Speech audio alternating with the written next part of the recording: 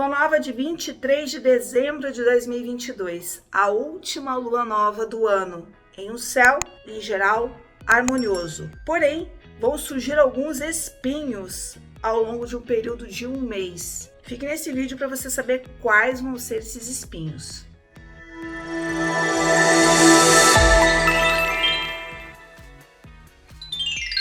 Eu sou Vanessa Tuleski, estudiosa profunda da astrologia.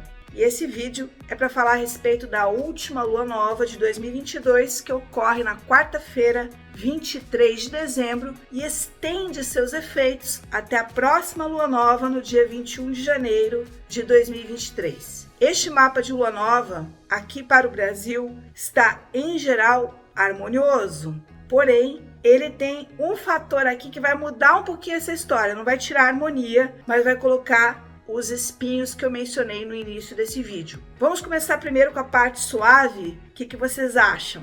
Então vamos lá. Primeira coisa, essa lua nova acontece com Vênus e Mercúrio, respectivamente o planeta dos relacionamentos e da comunicação, em um aspecto harmonioso com Netuno. Netuno, quando está no aspecto harmonioso, suaviza, traz uma atmosfera de mais entendimento, de perdão, de empatia, de diminuir as diferenças. Além de tudo, aguça bastante o espírito artístico. E neste mapa da lua nova, ele está aqui na casa 3, que é a casa das ideias, do plano mental. Então a gente pode falar num período de um mês que vai ser assim bastante intuitivo.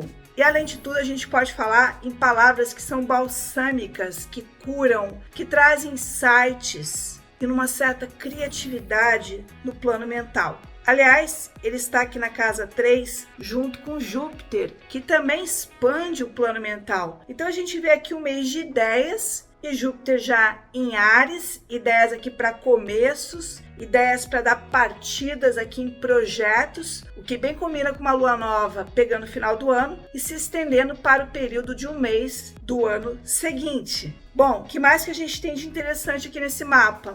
Marte, que é o planeta da ação, da energia, ainda está retrógrado, porque Marte começou a retrogradação no dia 28 de outubro e vai ficar dessa forma até 12 de janeiro. Marte retrógrado não favorece tanto lançamento, começo, mas ele favorece elaboração de começo. E em alguns casos ele favorece relançamentos, retornos, mas não tanto projetos novos. De qualquer maneira, ele está aqui na casa 5 da criatividade, e a criatividade vai estar a mil aí em relação a esses projetos que você vai poder fazer no ano que vem. Além de tudo, essa é a casa dos filhos. E para quem tem filhos também é uma época de avaliação, de reflexão, de como é que foi o ano para eles e como é que você planeja que seja o ano seguinte. Essa também é uma casa de amores. E para quem está solteiro também tende a ter uma energia aqui um pouco mais moderada, não tanto de se lançar. Até porque Vênus está no signo cauteloso, que é Capricórnio. Então o Marte em Gêmeos rola uma paquera. Gêmeos é um signo aberto, aqui uma paquera, uma conversa. Mas a Vênus aqui que é coisa séria, tá? Então quem gosta de coisa séria, solteiros que gostam de coisa mais séria, vão ter um céu aí propício para isso. E como Vênus está junto com Mercúrio, propício aí a conversas, a trocas e até um certo clima de romantismo, já que Vênus e Mercúrio fazem um bom aspecto com Netuno. Mas sem exagero, porque Vênus está em Capricórnio e tem um lado prático, né? E pragmático. Agora, para quem está no relacionamento, eu colocaria que é um tempo de você demonstrar de forma prática o seu afeto, de forma mais concreta, tendo mais tempo de qualidade com a pessoa parceira. E reforçando as palavras, sendo mais gentil, usando essa energia netuniana, que no positivo ela é tão assim acolhedora, tão clima de Natal, sabe? Vênus com Netuno bem combina com aqueles filmes que a gente vê na época de Natal, com romantismo, com encontros e com magia.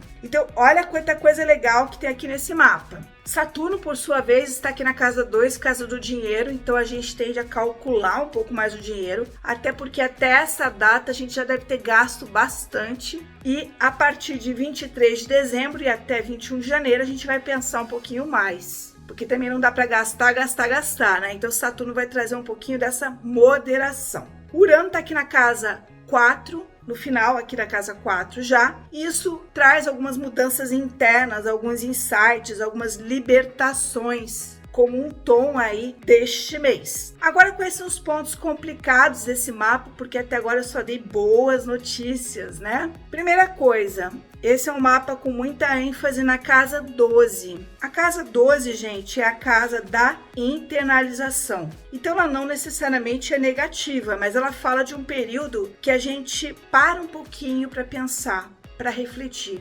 Combina com esse período de festas em que há um certo recolhimento. Normalmente o trabalho para, as empresas deixam de funcionar por alguns dias e aí a gente realmente faz uma reflexão. Agora, para algumas pessoas, a casa 12, se não for bem usada, vai trazer às vezes sentimentos de um pouco de solidão ou até esvaziamento. Ou até nesse mapa aqui pode falar ainda de estarmos muito sujeitos a viroses que nos isolem. A casa 12 tem um pouco esse sentido de isolamento. Esse isolamento pode ser voluntário, você querendo ficar um pouquinho sozinho, pensando nas suas coisas. Ou então pode ser um isolamento obrigatório, que é o isolamento que uma virose traz. Normalmente você quer confraternizar, mas quando você está com uma virose, você tem que se recolher, você tem que ficar um pouco mais na sua. Então, tem essa prevalência dessa casa 12 aqui, que é a casa dos bastidores. Agora, um uso bem legal dela é continuar o que já está, de certa forma, desenhado nesse mapa, que é usar esse período para reflexão. O que eu quero para 2023?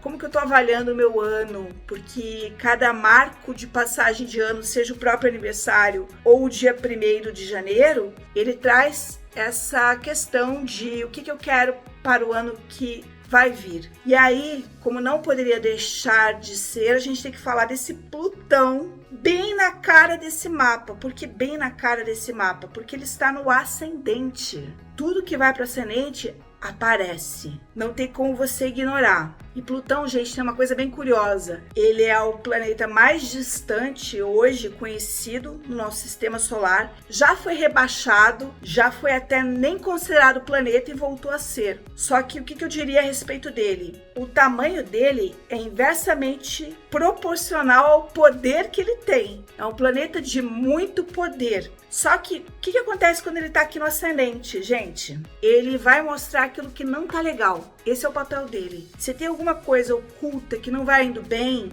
ele vai mostrar essa coisa oculta. E aqui eu diria que nós vamos ter 2 grandes momentos nesse período que vai de 23 de dezembro até 21 de janeiro. Anotem aí.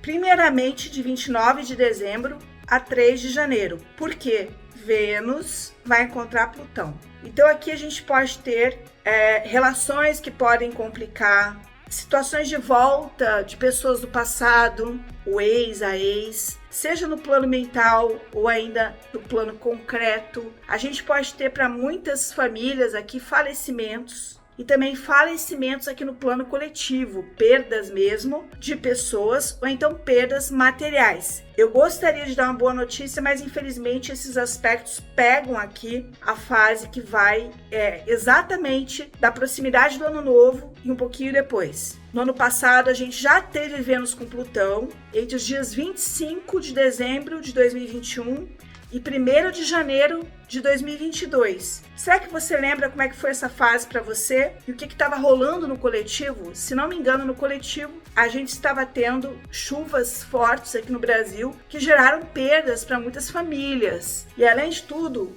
se espalhou muita virose nessa fase. Vocês sabem de qual virose eu estou falando, né? Que ela não pode ser citada aqui no vídeo. Mas janeiro foi um mês bem complicado para o Brasil em termos dessa virose. Então, de novo, a gente está aqui numa fase de agravamento e uma fase aqui pré-posse, que na verdade vai ser a posse no dia 1º. Então tem aqui um clima tenso ou ainda de transformação. Plutão tem muito a ver com isso também. Algo vai mudar, algo vai transformar, algo vai se alterar. Plutão tem muito a ver com isto. E na vida pessoal pode ser que emerjam aí algumas complicações, intensidades, sentimentos desconfortáveis, às vezes até situações desconfortáveis com algumas pessoas. E aí você vai ter que ter sabedoria para lidar com esse período. Sabedoria para você saber lidar sem incorrer a tanta intensidade, porque o mote de Plutão é intensidade. E aí ele vai voltar Ele vai voltar justamente entre os dias 15 de janeiro e 21 de janeiro, que é quando a gente tem a próxima lua nova. Ele volta e aqui novamente a gente tem dias mais densos, no coletivo a gente tem mais acontecimentos, né? E a gente tem uma maior intensidade. Então, esse mapa, quais seriam as dicas que eu daria? Eu usaria essa casa 12 muito para o fortalecimento interno. Eu usaria, se eu tivesse uma espiritualidade, no caso eu tenho, muito para essa conexão espiritual, para se manter em equilíbrio, né, diante de notícias que podem vir no coletivo ou até de situações que podem emergir na vida pessoal. O Plutão, ele traz o espinho, como eu falei lá no início do vídeo, porque às vezes ele traz alguma coisa que realmente precisa ser consertada, alguma situação que não anda bem, seja na saúde, ou no relacionamento, ou um desconforto pessoal. Agora, o que a gente faz com Plutão forte? Se a gente pode, a gente resolve aquela situação, qualquer que seja ela. Então, talvez o filho coloque algum incômodo, alguma situação difícil, e aí talvez você queira pensar em como resolver, ou alguém te confidencia algo complicado, e aí você vai